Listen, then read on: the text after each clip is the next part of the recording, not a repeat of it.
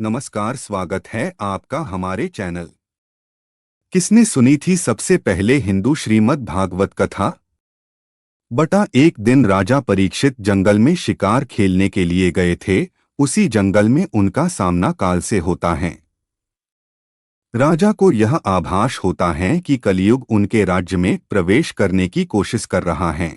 यह बात जानकर राजा परीक्षित को कलयुग पर बड़ा क्रोध हुआ और वे उसको वध करने के लिए अस्त्र उठा लेते हैं।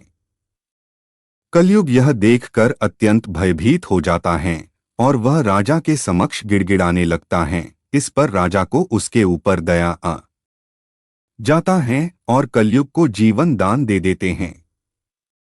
उसके बाद कलयुग उनसे आग्रह करता है कि यदि आप मुझे अपने राज्य में नहीं प्रवेश करने दे रहे हो तो मैं कहाँ निवास करूंगा। इस पर राजा परीक्षित ने कलयुग को 5 जगह रहने का स्थान देते हैं, जिसमें जुआ, स्त्री, मद्य, हिंसा और सोना। इन 5 स्थानों को छोड़कर राजा ने ये 5 वस्तुएं भी उसे दे डाली: मिथ्या, मद, काम, हिंसा और बैर। महाराज परीक्षित एक दिन शिकार के लिए जंगल में गए थे। राजा ने एक हिरन का पीछा किया और बहुत दूर तक पीछा करने पर भी राजा उसका शिकार न कर सके और थकावट के कारण उन्हें प्यास लग गई।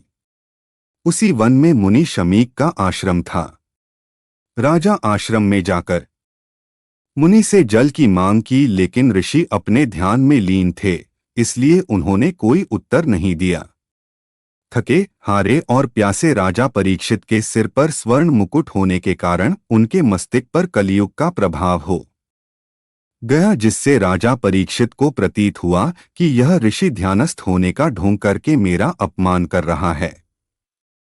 राजा को मुनि के इस व्यवहार से बड़ा क्रोध आया।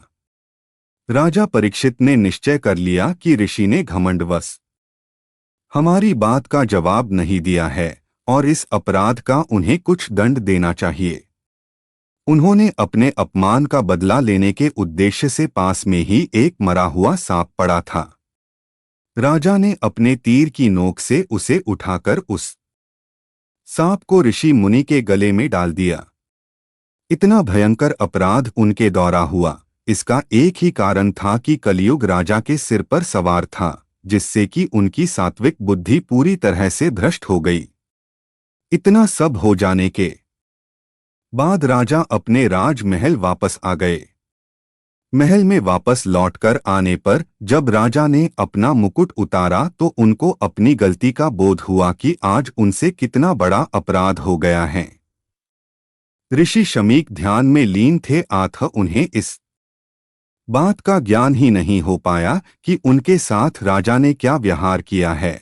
शमीक ऋषि का पुत्र श्रृंगी बड़ा ही तेजस्वी था। उस समय वह नदी में अपने सह मित्रों के साथ स्नान कर रहा था। उसके दूसरे ऋषि कुमारों ने जाकर सारा वृत्तांत सुनाया कि किस प्रकार एक राजा ने उसके पिता का तिरस्कार किया है। जब इस बात का पता चला तो उन्हें राजा पर बहुत क्रोध आया। श्रृंगी ऋषि ने सोचा कि यदि यह राजा जीवित रहेगा तो इसी प्रकार ब्राह्मणों का अपमान करता रहेगा। इस प्रकार के विचार उनके मन में आया। उस ऋषि कुमार ने नदी से अपनी अंजुली में जल लेकर उसे मंत्रों से अभिमंत्रित करके राजा परीक्षित को शाप बटा श्राप दे दिया कि जा, तुझे आज से 7वें दिन तक्षक नाम का सर्प डसेगा, जिससे तुम्हारी मृत्यु हो जाएगी। ऋषि शमीक ध्यान में लीन थे, अतः उन्हें इस बात का ज्ञान ही नहीं हो पाया कि उनके साथ राजा ने क्या किया है। कुछ समय बाद शमीक ऋषि के समाधि टूटने पर उनके पुत्र श्रृंगी ऋषि ने उन्हें राजा के कुकृत्य और अपने श्राप के विषय में बताया। श्राप के बारे में सुनकर शमीक ऋषि को बहुत दुख हुआ और उन्होंने अपनी दिव्य दृष्टि से देखा तो उन्हें बहुत दुख हुआ और अपने पुत्र से कहा, अरे मूर्ख, तूने घोर पाप कर डाला। जरा सी गलती के लिए तूने उस महान राजा को घोर श्राप दे डाला। मेरे गले में मृत सर्प डालने के इस कृत्य को राजा ने जानबूझकर नहीं किया था। उस समय वह कलयुग के प्रभाव में थे। उसके राज्य में प्रजा सुखी है और हम लोग निर्भीकतापूर्वक जप तप यज्ञादि करते रहते हैं। अब राजा के न रहने पर अधर्म का साम्राज्य हो जाएगा। यह राजा श्राप देने योग्य नहीं था, पर तूने उसे श्राप देकर घोर अपराध किया है। ऋषि शमीक को अपने पुत्र के इस अपराध के कारण अत्यंत पश्चाताप होने लगा। राजगृह में पहुंचकर जब राजा परीक्षित ने अपना मुकुट उतारा तो कलियुग का प्रभाव समाप्त हो गया और ज्ञान की पुनः उत्पत्ति हुई।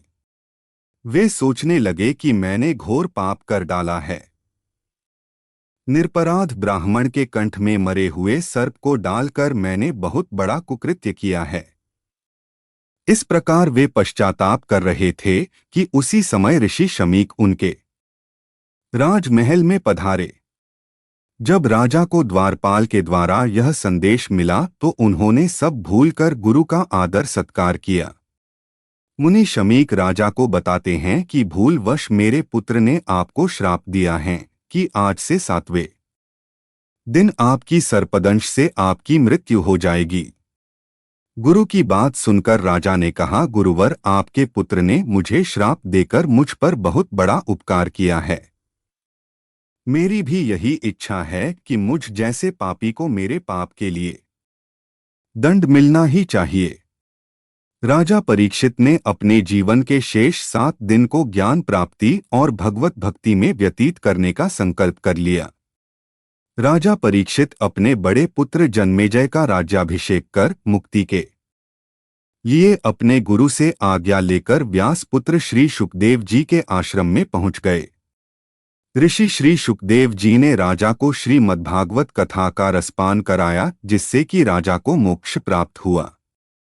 श्राप के कारण 7वें दिन सर्प दंश से राजा परीक्षित की मृत्यु हो जाती है। लोगों का ऐसा मानना है कि तभी से भागवत सप्ताह सुनाने की परंपरा प्रारंभ हुई थी। अगर आपको हमारी यह जानकारी अच्छी लगी तो वीडियो को लाइक कर देना और अगर चैनल पर नए हो तो चैनल को सब्सक्राइब कर देना। धन्यवाद। जय श्री कृष्णा।